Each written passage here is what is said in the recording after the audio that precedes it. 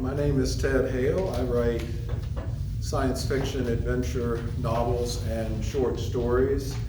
The first one is Coronia Incursion. It's about a planet, a colony planet that lost its technology and its history. They just have a simple agricultural society that knows nothing about the greater galaxy.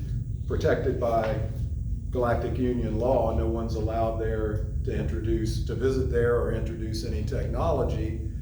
Someone's breaking that law, so the main character of this series is a enforcement officer that's sent undercover to investigate. That's followed up by the second book, which is a story of the same character outsmarting and defeating an artificial intelligence that controls a battleship. And the third book continues with artificial intelligence and the meaning of sentience and the fight for rights for sentient creatures. I'm working on my fourth novel now, which continues with that character, but he returns to Earth. Puppet Master's Fall. And I'm going to read a little bit from that. And the description of that one is, this former cop fled Earth a decade ago because a drug lord wanted him dead. Now a senior enforcement officer for the Galactic Union military, he has been ordered back to fight corruption. If he can't win against the secret society ruling Earth, the solar system could erupt into civil war. Teo, the main character in this series, is Brazilian. He's the son of an indigenous man and a Colombian woman. He had trouble fitting in and has led a violent life as a soldier and a police officer. Now he has returned to Earth and is visiting the village where he grew up. He learns that the man that murdered his sister is living nearby, and Teo wants revenge.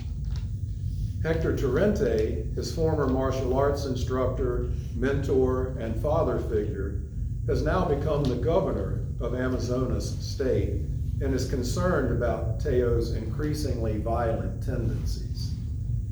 Teo's sister was named Nina, and he has a 1-year-old daughter named after her. Nora is Teo's wife, and Rasta is his canine partner. So that sets the scene that I'm going to read. Governor Torrente arrived that evening with a dozen well-armed guards and a strange visitor.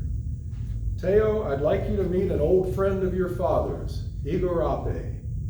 The old man was obviously indigenous, probably from the same Daniwa tribe as Teo's father. He began speaking in his native language, fragments of which Teo recognized. Forgive me, sir, I've forgotten most of the Arawak my father taught me. Understandable, the old man continued in Portuguese. You were but a child when he died. Much is troubling you. Hector believes you could use the services of a Serapiari. A shaman? Is that what you are? Some call me shaman. Some call me healer. Others call me asshole. Not everyone appreciates the visions they receive.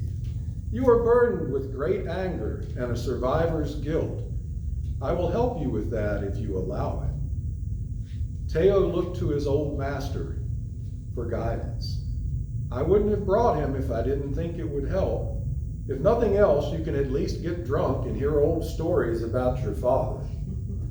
He was convinced and broke out a bottle of the finest whiskey he had, the Coronian King's 12-year reserve. When he set glasses on the table, Igarapi stopped him. Not here. The Kamarapi ritual takes place under the stars. The governor's guards formed a perimeter around the farm, and Clarence monitored several drones above them. A large fire was built in the open field with logs placed around it for seating. Igarapi advised him to eat nothing. You won't keep it down anyway, he said. Only limited drinks were imbibed. The old man regaled Teo with fascinating stories of his father for what seemed like hours. Then he had Teo describe his life after his father's disappearance, his mother's death, oppression by the rebels that killed her, seeing his own sister murdered by those same rebels, the many hardships he faced growing up. All of this Igarape already knew from Hector, but it was important for Teo to recount it all himself to prepare for the ritual ahead. When the healer felt Teo was ready, he filled a glass with a brownish liquid and gave it to Teo. With only the slightest hesitation, he drank it down. Igarape began singing. Teo was suddenly transported to a bright sunny field in late fall. The corn had been harvested and their dried stumps covered the ground for acres around. He knew this place, knew that if he turned around, he would see a slightly lopsided barn with rusty steel siding. He couldn't force himself to do it. This place lived in his nightmares, though he seldom actually thought about it. The place he saw his sister murdered. "Turn around, Teo." The voice was so familiar, so much like his mother's. Still, he could not move. "You must face your past," the voice commanded. "No." He blinked and was suddenly facing the barn. His spirit guide would not be denied. In front of the barn stood a teenage girl. She had black hair and eyes like their mother's, but far more kind. "Our life was hard, but this is where mine ended and yours began to go wrong. I'm sorry it happened that way. I wanted to stop it. You were a boy. Nothing you could have done would have changed what happened. You need to forgive yourself. The guilt you have carried all these years has poisoned you. You are a good man, but you are far too quick to violence. And now you are filled with a need for vengeance. Killing Serrano will not bring you the peace you seek. Only greater sorrow awaits on that path." The scene changed again to a rolling meadow with scattered copses of trees. At first he couldn't place it, but then saw Rasta dragging away the body of a dead soldier. He turned at the sound of horses behind him. He saw himself severely wounded.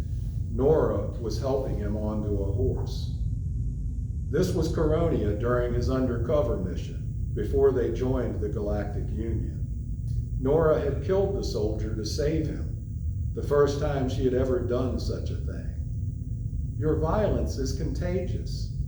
Now his guide was older. Her eyes had changed. Now they were her mother's eyes, Nora's eyes. "Nina?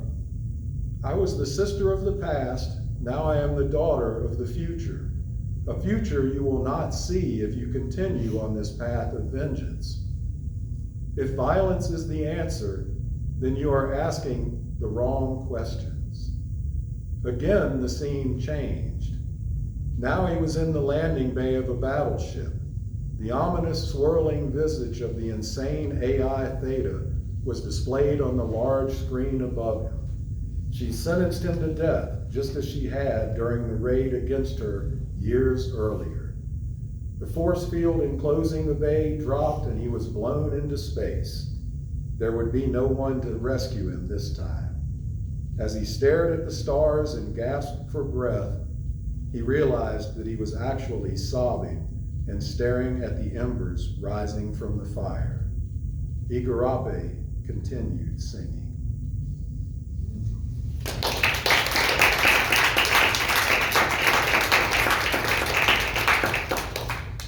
Thank you.